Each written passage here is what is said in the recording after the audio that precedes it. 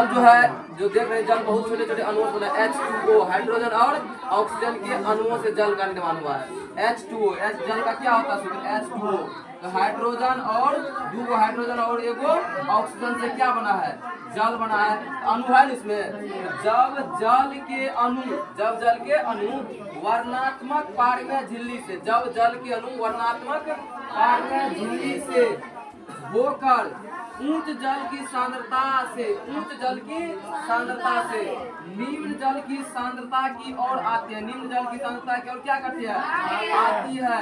तब उसे इस प्रक्रिया को क्या कहते हैं? परासरण कहते हैं। क्या कहते हैं? परासरण। समझ में आया? परासरण कि जब जल के अणु वर्णात्मक पारगम्य झिल्ली से वो करके उच्च जल की सांद्रता से निम्न जल की सांद्रता की ओर क्या करती है? आती है। तो इसी प्रक्रिया को बाबू हम क्या कहते हैं? परासरण कहते हैं। परासरण समझ में आया कि जब जल की अणु वर्णात्मक पारगम्य झिल्ली से होकर के उच्च जल की सांद्रता से निम्न जल की सांद्रता की ओर आती है, तो इसी प्रक्रिया को हम परासरण कहते हैं। कोनो दिक्कत परासरण में? चलिए, मिश्रण और परासरण। मिश्रण और परासरण। मिश्रण क्या होता है और परासरण क्या? थोड़ा सा अंतर है, थोड़ा सा, इतनी चुकी अंतर है। देखो, मिश्रण का परिभाषा पहले बताते हैं कि जब कोई पदार्थ ध्यान रखना, जब कोई पदार्थ उच्च सांद्रता से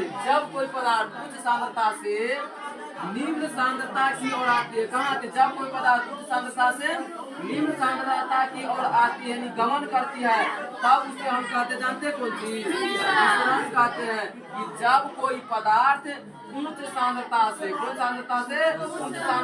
निम्न सांद्रता की ओर आती है, तो यहाँ देखो नीचे आ रही है, तो नीचे आती है, तब उसे हम क्या कहते हैं? मिश्रण कहते हैं। कि जब कोई पदार्थ उच्च सांद्रता से निम्न सांद्रता की ओर आती है, तब उसे मिश्रण कहते हैं। ठीक ना?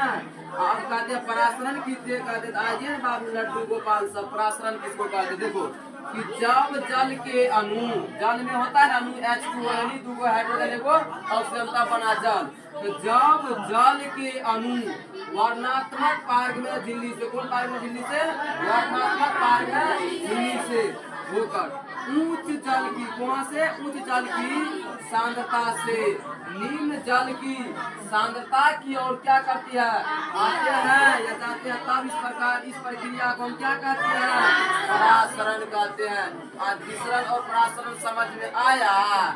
ठीक है, तो अगले बात बताएंगे कौन सी का? मिश्रण और परासरण के बाद।